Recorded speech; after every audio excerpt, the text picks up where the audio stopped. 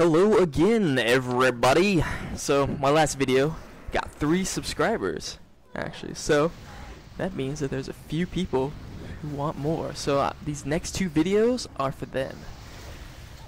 This is just going to be a follow-up to my first video, I suppose. Instead of making it structured and scripted, I'm just going to show you guys some duels mostly and just comment on other things about shamans and PvP and myths in general. This first clip is from Twin Peaks. This was the only good battleground clip I could get. This was the first engagement in Twin Peaks. It was pretty intense, but then after that we just steamrolled them, and it wasn't really very interesting to watch. So I will just be talking about some other stuff on my mind about the game. First is PvP power and resilience. I'm not sure exactly how Blizzard is going to try to implement the stats, but the result is going to be super important for enhancement, especially.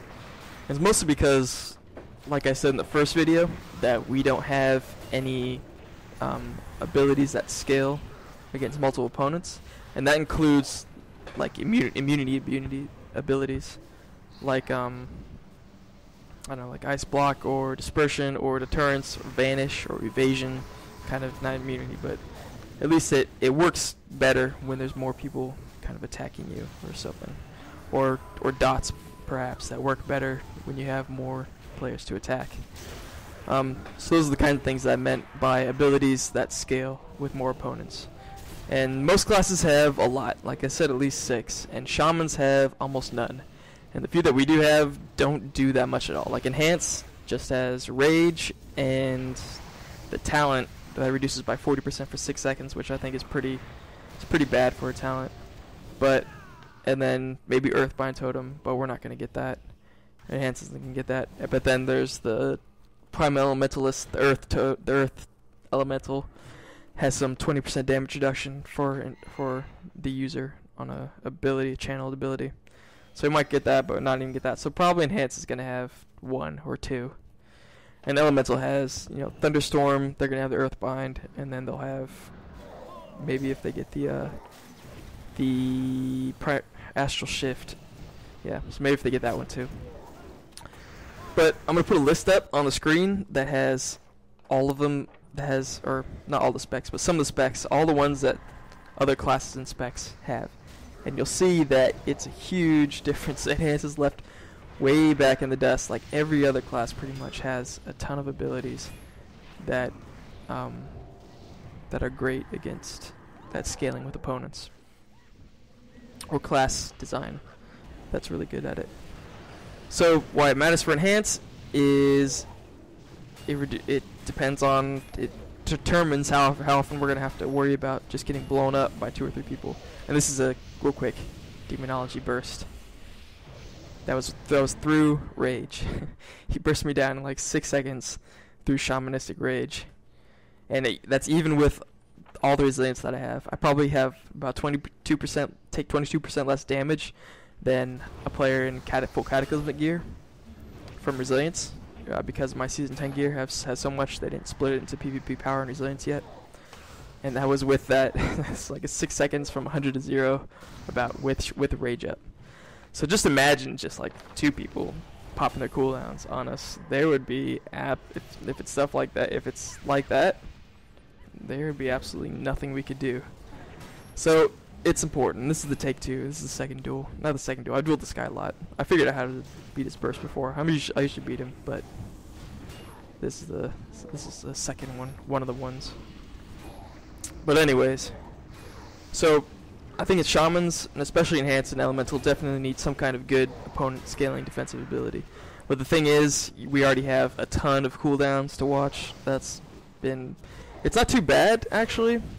I kind of like all the offensive cooldowns, except for Stormlash. I don't like Stormlash at all because, like I said, I don't like being reliant on other people to be effective. But it's pretty cool having more cooldowns, as long as they work. Like a passive totem, that's junk. Pretty junky now, but yeah. Anyways, but Enhance, about 4/5 of abilities, 4/5 of all of our abilities have a cooldown of at least 6 seconds. And compare that to Retribution Paladins, just for as an example, about 2/3 of their abilities have cooldowns that long. Oh, here's a second attempt, second burst attempt. Popping everything. Oh, what's gonna happen?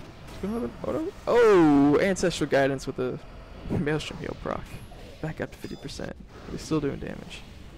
But heal again. And he's down. So yeah, red has 2/3 of the abilities on cooldown. 6 seconds or more compared to our 4/5. But also, they have about 8 fewer abilities to use than us. So their management is, frankly, a lot easier. So this is the reason why I propose like the whole semi-resource system that's still based on cooldowns, but it's still kind of a resource system in my first video. If you haven't seen it, I'll link it right there. And the elemental shield ability would be basically resource based. It wouldn't be something you'd have to watch on your action bar to be able to use. It'd be something that'll feel a bit more intuitive and could perhaps be a little bit more on demand. Yeah, that was pretty much one of the reasons for that. And me and the other hand, Shaman, he's in full cataclysmic gear, but I'm able to beat him because he doesn't have, well, one reason, because he doesn't have the double heals, the glyph for the double heals on the Maelstrom procs, the healing storm glyph that doubles his heals. So we just both pop everything on each other. Gets in a stun, and he dies. But you'll see later on that when good players fight each other, or at least when there's not tons of stuff around, capacitor totem like pretty much never hits. But yeah, for now it's 100 duels, and here you're gonna see what I was talking about our mobility. Catch up to him. Oh, I did for 8 seconds, but I sprint out of it. Catch up to him again. Heal. But yeah, I'll let you guys watch that, and I'll continue. So yeah, speaking of paladins, yeah, and also speaking of paladins, they need to make it so that Maelstrom stacks more than 5 times, or at least change the UI to show us exactly how many stacks that we have to live, or how many stacks that we have available, so that we don't, overstack like crazy, since it only pops up on 5. And I have to attack against all hunters. I've had to attack their pets just to keep the Maelstrom procs up and heal myself through the hunter's damage.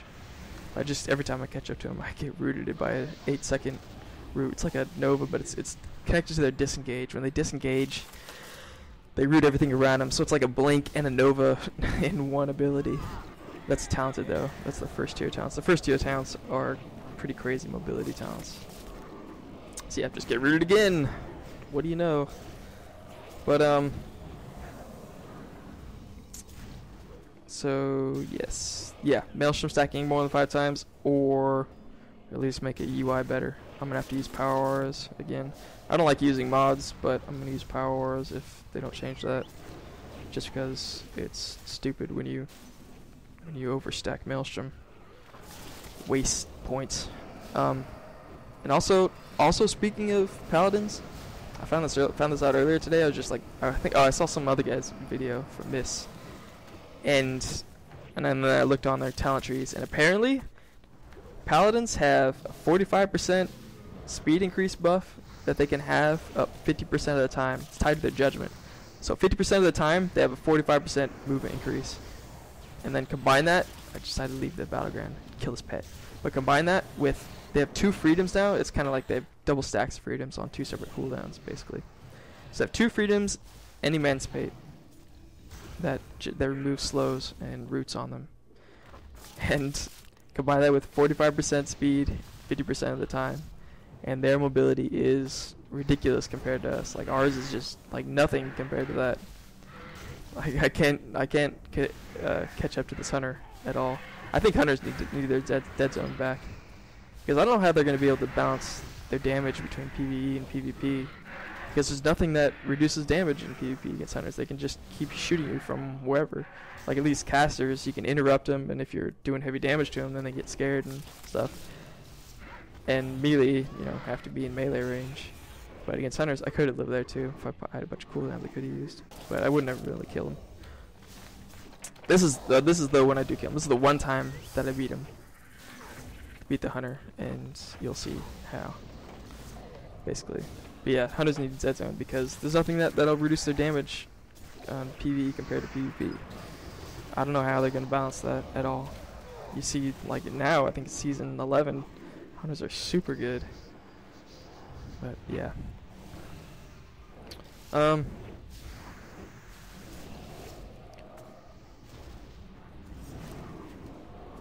So yeah, catch him. Oh, pop my elemental. I'm just gonna comment. I don't know what to say now. Pop my elemental. Got my wolves out. Maybe I'll think of something. Sprint up to him. Or no, I don't sprint. I catch to him. He probably could have killed my fire elemental totem there if he just saw it and found it. But finally, catch up to him. Just decided to wail on him. And I think he probably just got tired of fighting me. He probably could have disengaged. No, he couldn't disengage. I think it was still on cooldown. But I think he messed up. He didn't know what to do. He panicked. And he dies. Oh, nope, still alive. Oh, Stormlash totems. Stormlash totem does pretty good damage. So he goes marks now. So that was all beast mastery. He goes marks and chains some of his talents and glyphs up a bit. And yeah, I'm already down 50% from aim shots and traps. Could have trinketed it, I guess. Oh yeah. But this time he just takes me out incredibly quick. Other times I fought him. This is the first time he changed. Other times I fought him, I lived a lot longer, but he still did like tons more damage. I always had to just rely on attacking his pet for procs, but he always killed me.